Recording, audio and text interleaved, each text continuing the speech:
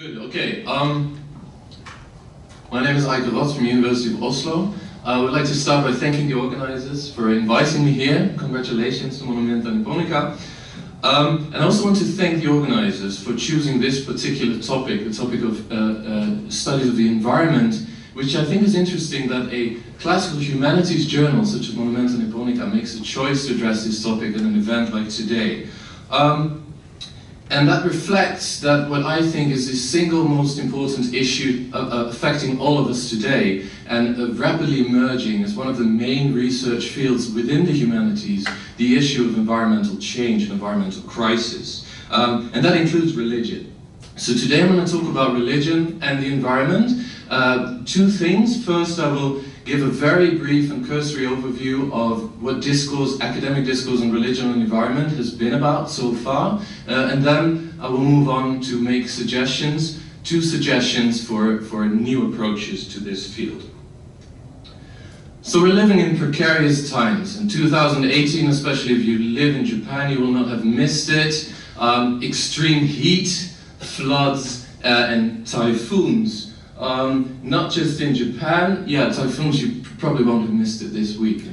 Not just in Japan, actually throughout the world, these kind of extreme weather events are occurring increasingly frequently, and this year was extreme with forest fires all over the planet, including something that's completely unprecedented. It's kind of emerging automatically, I don't know what I'm doing. Including something that was completely unprecedented, forest fires in the Arctic Circle. Talking about the Arctic Circle, scientists have expressed their concern, have expressed their fear about ice melting at unprecedented rates, and there's really sort of a serious fear there. The New York Times magazine published the longest article in its history research journalism on how we could have saved the planet in the 1990s, but we didn't. Very gloomy, pessimistic story of what went wrong. Now, basically what I'm trying to say is we're living climate change, and there's an emerging awareness of that this is happening now, that this is an existential threat. And as it's existential, it's affecting all of us, and it's affecting religion. The study of religion and the environment is not new. It goes back 50 years. Lynn White Jr., some of you might be familiar with his work. He was a historian, and he wrote this article that was published in Science. Sorry for the PowerPoint, it's popping up and down. I figured there's something wrong with the settings there. But he wrote this article called The Historical Roots of Our Ecologic Crisis, which was published in Science in 1967. And in this article, he was arguing that basically one of the root causes for the environmental crisis is the Judeo-Christian paradigm that says that creation has been given to us, to humans, and that we can control it and that we can exploit it. That was the first part of his argument. The second part of his argument was that if religion is a root cause of the problems that we were experiencing already in the 60s, 70s, people becoming aware of it, then it can also be a solution. And so White looked at different religions that might provide a model. Zen, I don't know if you remember what that was, but that was very popular in the 60s, 70s. We explored this idea of Zen possibly becoming a way of establishing a new relationship to nature.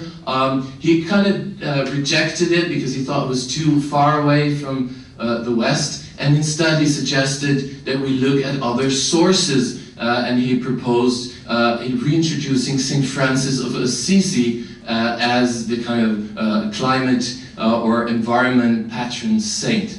Now, why I'm mentioning this? Because this article by Lynn White has established a paradigm that has continued to influence academic writing on religion and the environment for 50 years.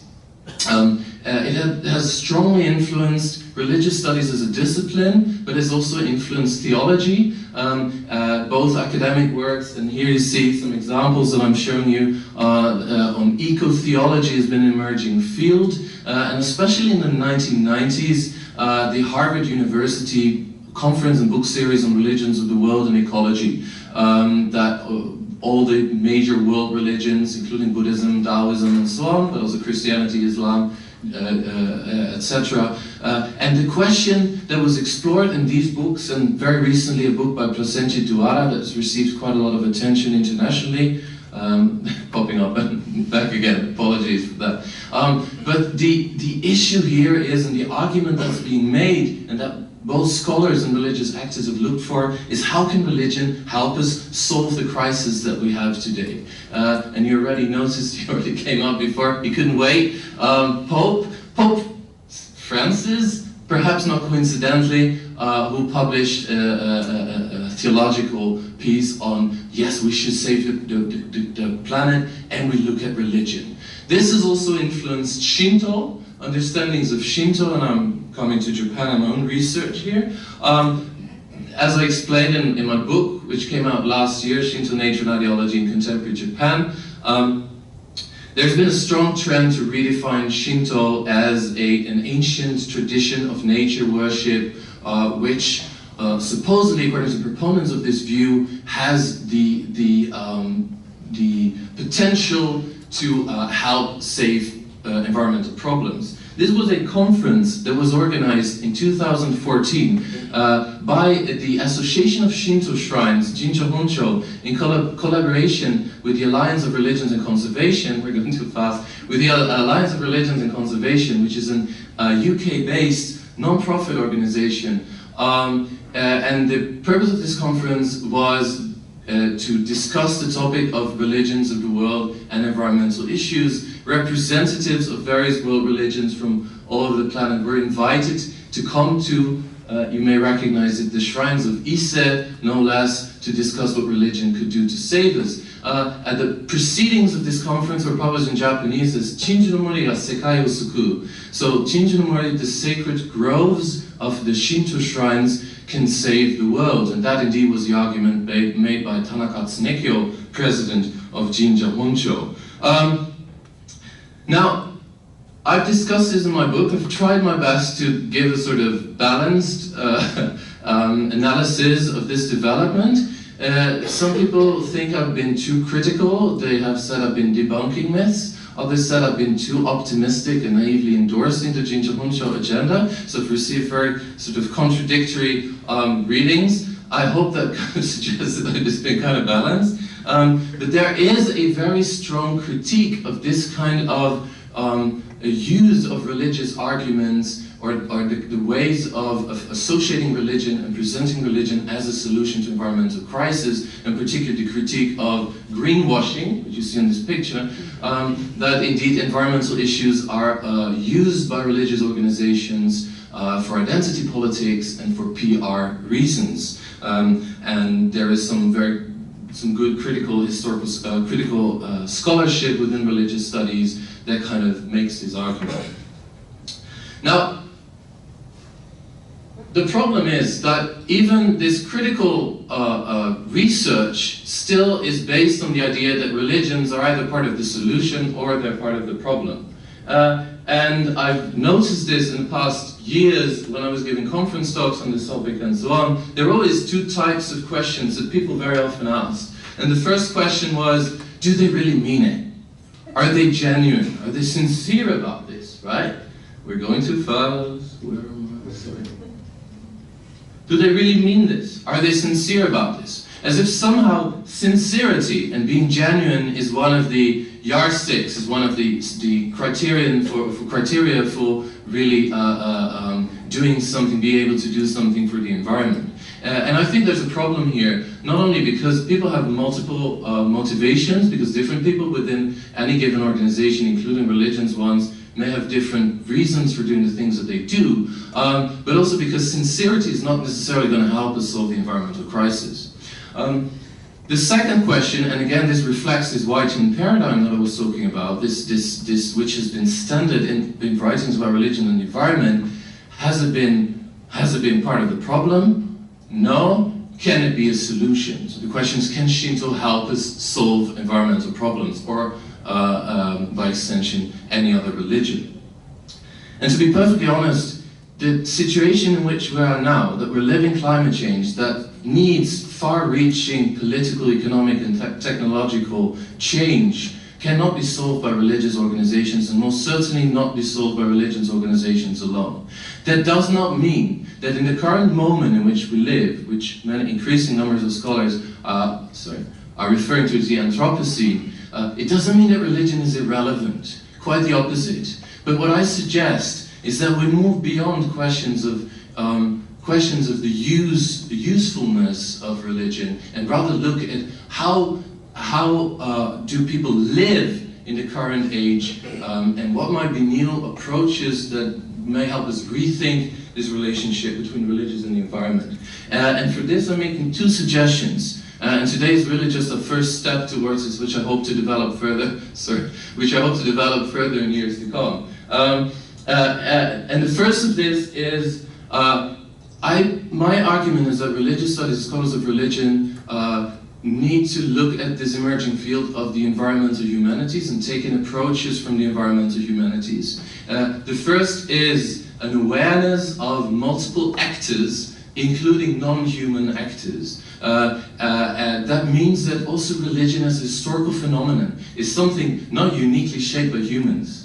And I'm not saying that's because it's been shaped by God, which would be a classical theological explanation. I'm saying it's co-shaped by a variety of environmental factors, including non-human animals. At least it's something I suggest we explore. And the second one is, which I think is a growing and going to be a very important topic, the issue of what scholars have termed ecological grief, ecological mourning, the loss of companion species, dealing with disaster and dealing indeed with death, and that includes the death of humans, but also the death of ecosystems and so on. So the first of these, I'm drawing here on multi-species ethnography, which are foundational now texts within environmental humanities and anthropology, and you're seeing two examples here: The Mushroom at the End of the World by Anat Singh and Insectopedia by Hugh Raffles. The Mushroom and both of these works are really interesting because they look at ways in which culture is co-shaped by humans and non-human actors, respectively stake mushrooms and insects. And both books are refreshingly transnational in the sense that they both partly discuss issues in Japan, but also link them to things that are happening in other parts of the world. And this will be one of the looking at ways in which religion, which arguably ultimately is about mediating relationships between humans and their environments, between humans and non-human actors. At least we could argue that that's one of the core meanings of what rituals and mythology are about. So taking animals seriously and taking other non-human actors seriously in the study of religion, not only as symbols, that has been done a lot, not only as symbols or objects of worship, but indeed as actors who co-shape religion just as much as they co-shape culture. And that includes the breaking down of the nature-culture divide. That's one of the things that I will be working on the next years with my new research project, Whales of Power, which is a comparative project that looks at whales in ritual practices in different parts of East Asia. So I will be comparing festivals, matsuri, and kuyo, so memorial rituals, related to marine mammals, whales and dolphins, both in Japan and Vietnam and in other parts of East Asia. So that would be, and I hope other people will join me in this project, which is very also theoretically oriented about rethinking religion. And second, and that will be my second suggestion and my last point, is what I mentioned, this issue of ecological grief. There's recently a book came out, Mourning Nature. Scholars who have studied ways in which humans have related to, I was hoping this one could come up with later, ways in which humans have related to the loss of significant others, including companion species and ecosystems, and that indeed living in the Anthropocene and living in an age of rapid climate change and ecological crisis, we are dealing with loss, and we're coping with loss. And isn't religion also very much about mourning, very much about rituals? What you see here is a picture of a Buddhist temple that performs rituals for pets, memorial rites for animals that have passed away. But of course, that's something, one of the core concerns of religious organizations, be they Buddhist or Christian or other, is mediating between life and death. And that, I think, will be an emerging and a very important field, ecological loss, and also the fear that climate change brings with it. But that also includes living, and the art of living, as some scholars have called it, art of living in a damaged planet. The picture you see here is a festival that was conducted in the town of Yamamoto in Miyagi Prefecture in 2012, so 1 year after the tsunami, where people of the town who had lost many of their fellow town people insisted on performing the annual matsuri that included going into the sea with the mikoshi, exactly because the matsuri was seen as so important for rebuilding the community, for recreating relationships and so on. I'm going to end here, but so those basically are the two suggestions that I make, moving beyond this question of how can religion, how is it part of the problem, how can it be part of the solution, but looking at ways in which, first, religion is a way of mediating relationships between humans and a variety of non-human others, and second, the question of death, mourning, loss, but also the art of living on a planet that's really damaged right now. Thank you very much.